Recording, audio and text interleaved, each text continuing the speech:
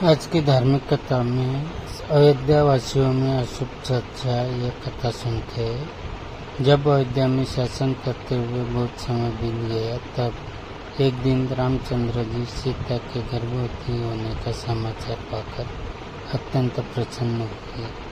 वे सीता से बोले, विदेह नंदिनी, अब तुम शीघ्र इस कुवंश को पुत्र रत्न प्रदान करोगी। इस समय तुम्हारी इच्छा क्या है? मैं तुम्हारा मनोरथ अवश्य पूरा करूंगी।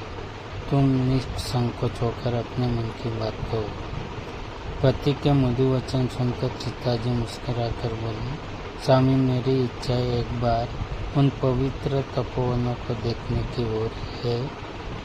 मैं कुछ समय उन महर्षि तपस्वियों के पास रहना चाहती हूँ, जो कंदमूल खाकर गंगा के तट पर तपस्या करते हैं। कम से कम एक रात्रि वहाँ निवास करके मैं उन्हें उग्र तपस्या करते देखना चाहती हूँ। इस समय यही मेरी अभिलाषा है। उदयेश्वरी की अभिलाषा जानकर रघुनंदन बोले, सीते, तुम्हारी अभिलाषा मैं अवश्य पूरी करूँगा। तुम निश्चिंत रहो, कल प्रातः काल ही मैं तुम्हें गंगा तटवासी ऋषियों के आश्रम की ओर भेजने की व्यवस्था कर दूंगा। सीता को आश्वासन देकर श्री राम दरबार में चले गए। राज दरबार से निवृत्त हो वह अपने मित्रों में बैठकर आशय विनोद की वार्ता करने लगे। मित्र मंडली में उनके बाल सखा विजय, मधुवर, कश्यप, मंगल, कुल, सूरजी, कालीय, भद्र, दंत्रवक्त्र और सुभागत थे।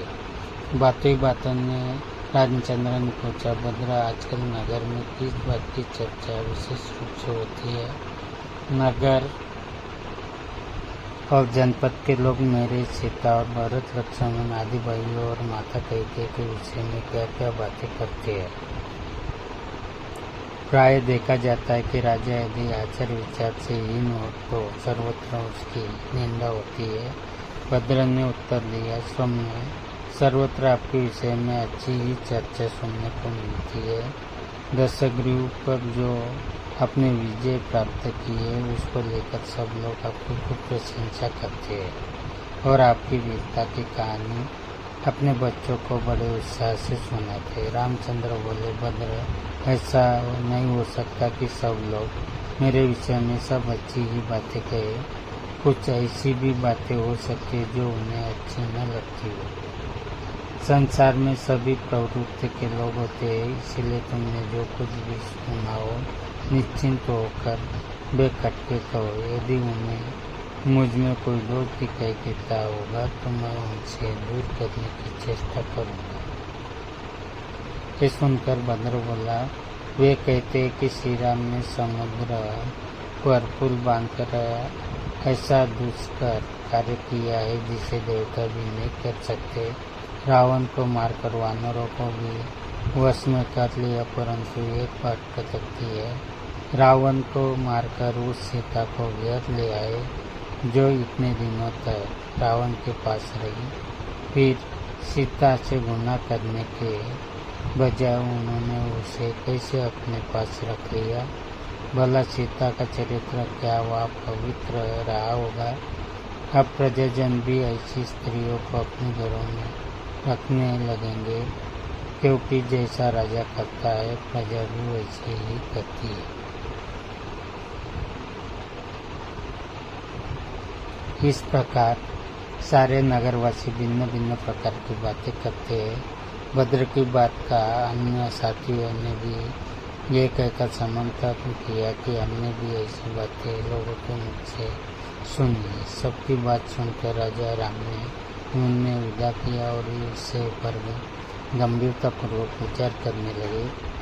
फिर उन्होंने द्वारपाल को आज्ञा देकर अपने तीनों भाइयों को बुलाया। भाइयों ने आकर उन्हें सादर प्रणाम किया और देखा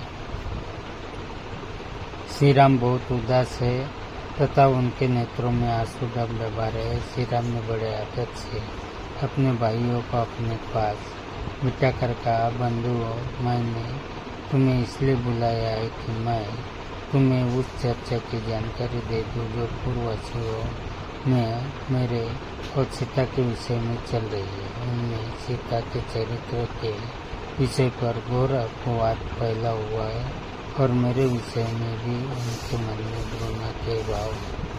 लक्ष्मण, यह तो तुम जानते ही हो कि सीता ने अपने चरित्र की प्रतिवता सिद्ध करने के लिए सबके सामने अग्नि में प्रवेश किया था और उस समय स्वयं अग्निदेव ने उन्हें निर्दोष बताया था। इस प्रकार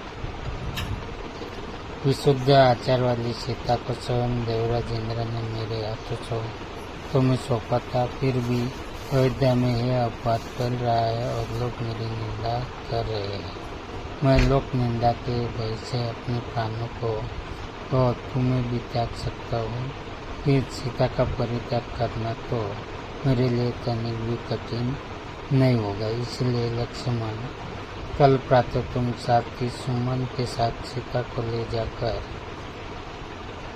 राज्य की सीमा से बाहर छोड़ आओ। गंगा के उस पार तमसा के तट पर महर्षि वाल्मीकि का आश्रम है, उसके निकट उन्हें छोड़कर लौट आना। मैं तुम लोगों को अपने चरणों और जीवन की शपथ देता हूँ, मेरे निर्णय के विरुद्ध कोई कुछ मत कहना। सीता ने गंगा तट पर ऋषियों के आश्रम देखने की इच्छा प्रकट की थी, वह भी पूरी हो जाएगी। फिर गहरी सांस बसकर नेत्रों में आए आंसू पोंछकर वे मौन हो गए।